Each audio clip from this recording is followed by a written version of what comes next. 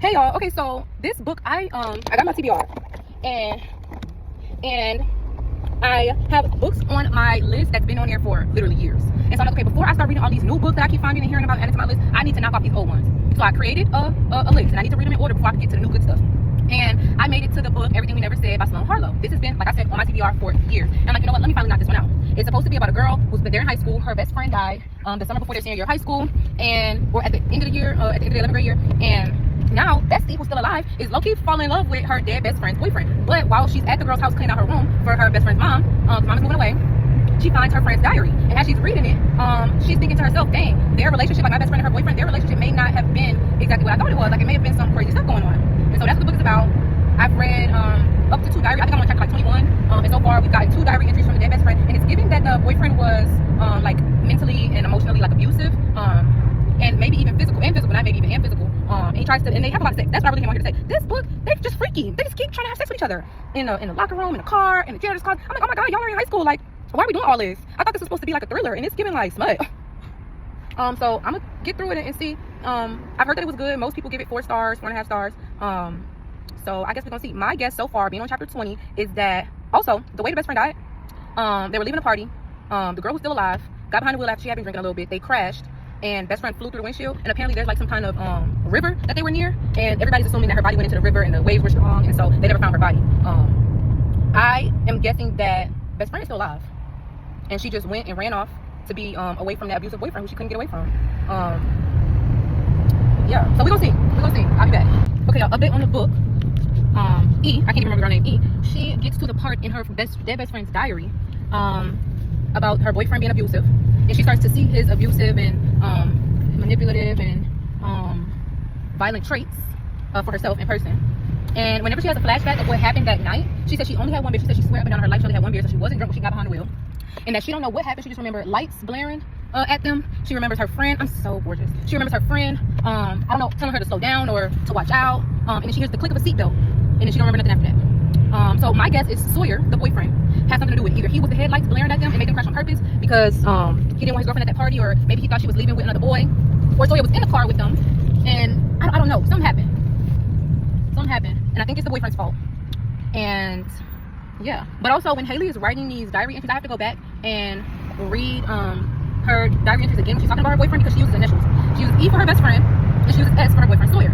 But I'm wondering, because we have another character, and he's the counselor at the school. His name is Wilkins. That's his last name, Mr. Wilkins. But I'm wondering if his first name starts with an S. Maybe she was messing around with Mr. Wilkins. Mr. Wilkins did something to make them crash, but I don't think so. I think it is the boyfriend. And we're gonna see, or maybe because her mom's boyfriend, dead girl's mom, Haley, her mom's boyfriend name is Sean. That starts with an S. And he be working at the school doing like electric work. So some of the scenes where it's like, oh yeah, we were in the hallway at school, and he said this and blah blah blah blah blah. Maybe he wasn't even talking about. Maybe it's 2 S's. Maybe it's Sawyer, and she was cheating on Sawyer, messing with a different S, and Sawyer found out and made him crash that car. Especially seeing her drunk at that party. I don't know who's at the party now. I'll come back. Y'all, I think my theory about the counselor is going to end up being correct. I think that Sawyer is a shitty, abusive, manipulative, violent boyfriend, teenage boyfriend, but she's at the park right now with the counselor, E. And they're just talking, and apparently the park that they at is right across from the bridge where he crashed, and she's having more flashbacks, and apparently the seatbelt unbuckling was her friend Haley. She unbuckled her seatbelt, and she's like, oh my god, he's gonna kill us, what is he doing, he's gonna kill us. And she's like, oh my god, I remember what happened. And the counselor, it says that he went pale, and he sounded nervous. He's like, you remember what happened? And I think she's about to be like, yeah, Sawyer was chasing us down and trying to get to her, and he made us crash the whole time. I'm telling you, it's gonna be that counselor. So get this, listen to the book, and somebody broke into the girl's room, and her mother night while she was asleep, rummaged into her room looking for that diary, right? Like I said, the diary don't have no names in it, just initials. And so off rip, she's telling the police it was Sawyer. I'm telling you, it was Sawyer. He came through this window before. It was Sawyer. Next day, she's talking to her counselor. He's like, you know what, just come up to my house, calm down, we're gonna figure this out. Whatever. So she's looking at the pictures on his wall, and she sees his diploma. It says Andrew Samuel with an S Wilkins, the third, whatever. He was like, they started talking about his first name. Why didn't I know your first name was Andrew? He was like, yeah, I hate it because then people call you Andy, or like stupid little nicknames. So my college girlfriend suggested I just go by my middle name, which just so happens to start with an S. I'm on to you, Sloane Harlow. You're not gonna trick me. I know Wilkins is the baby dad. Oh, I forgot to tell you, she found out she was pregnant. And but also when she was leaving the party, Scott, one of the people in her friend group who's been super mean to Ella, the girl's name is Ella, was like following her out the room at the party that night. But I'm telling you, it's that counselor. I already know. And he made them crash that car so that she would lose the baby and die. But I think that when the car crashed, once Ella was passed out and Haley flew through the windshield, she didn't actually die or fall through the river. He kidnapped her. I think he kidnapped her and she locked up in the house with that baby. That's what I think. So stay tuned. Apparently, the garden he got outside with the blue marbles and the bee habitat, Haley had the same thing in her house on her front porch. So he has a gash on his palm that looks fresh from some wood. like the wood on her windowsill outside her window. So I think she's starting to put the pieces together that maybe S or Samuel is this S. And he's like, oh, are you okay? What's the matter? She's like, oh, nothing, you know, I'm just tired from the past couple days. He's like, okay, well, I think the coffee inside, the kitchen's almost ready. You better do okay. You better do okay. Okay, y'all, just left church. So I was partially correct in my prediction of this book. It looks so pretty as always. It was the counselor Wilkins, middle name Sam.